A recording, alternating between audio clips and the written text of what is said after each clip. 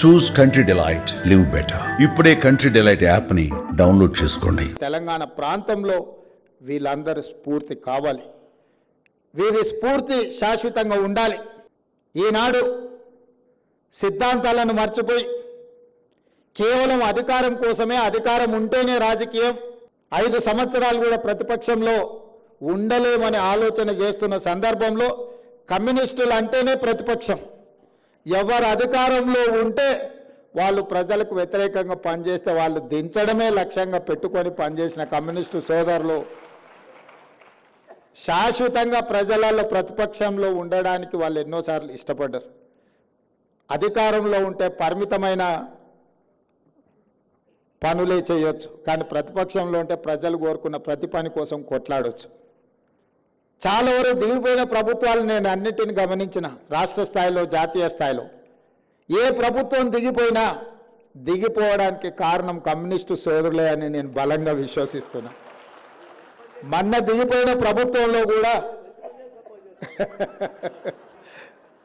అధికారంలో రావడానికి కమ్యూనిస్టులు పెద్దగా సహకరించదు, కానీ ఉన్నోళ్ళని దించడానికి మాత్రం పూర్తిగా సహకరిస్తారు.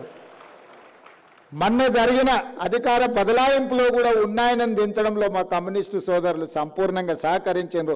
అందుకే వాళ్ళని సహజ మిత్రులుగా ఆలోచన చేసి ఎమ్మెల్యేగా చట్టసభలలో సమస్యల్ని లేవనెత్తాలని, శాసనమండలిలో సమస్యలని ప్రజల తరఫున ప్రస్తావించాలని, అదేవిధంగా జర్నలిస్టు సమస్యల్ని పరిష్కరించడంలో పెద్దలు శ్రీనివాసరెడ్డి గారిని బాధ్యత ఇచ్చే జర్నలిస్టు మిత్రుల యొక్క సమస్యలు పరిష్కరించడానికి బాధ్యత ఇచ్చినాం.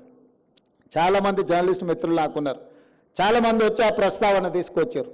నేను చెప్పిన, మీకు ఇస్తే మీకు నాకే ఉపయోగపడతారే, మీరు శ్రీనివాసరెడ్డి గారికి ఇస్తే అందరు జర్నలిస్టులకు ఉపయోగపడతాడు కాబట్టి ఆ బాధ్యత వారికి అప్పచెప్పినా వారిని చేయనియండి, మళ్ళీ చూద్దాంలే అని. ఇవన్నీ నేను ఎందుకు ప్రస్తావిస్తున్నా అంటే, ప్రజల యొక్క సమస్యల్ని లేవనెత్తడం అనేది ఒక పెద్ద జవాబుదారీతనం.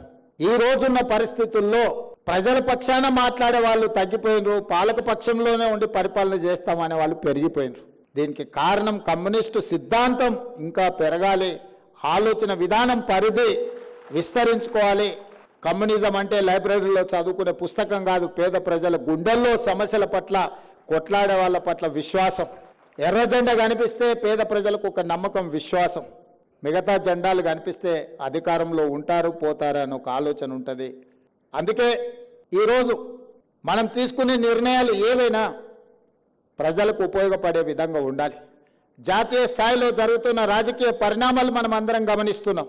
1 నేషన్ 1 ఎలక్షన్ అనేది, అది 1 నేషన్ 1 ఎలక్షన్ కాదు, 1 పర్సన్ 1 పార్టీ ఎలక్షన్.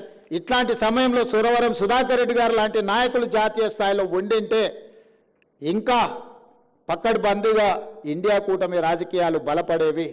ఈరోజు జస్టిస్ సుదర్శన్ రెడ్డి గారిని మన ప్రాంతం నుంచి ఉపరాష్ట్రపతిగా ఎన్నికల్లో పెట్టడం అంటే ప్రజాస్వామ్యాన్ని పరిరక్షించడానికి, ఈ రాజ్యాంగాన్ని రద్దు చేయాలనుకునే పక్షాలు ఒకవైపు ఈ రాజ్యాంగాన్ని పరిరక్షించి ప్రజలకు ఉపయోగపడే విధంగా దీన్ని మరింత బలోపేతం చేయాలన్న ఆలోచన ఇంకొక వైపు. ఇలాంటి సందర్భంలో సురవరం సుధాకర్ రెడ్డి గారు లాంటి వ్యక్తులు అవసరం.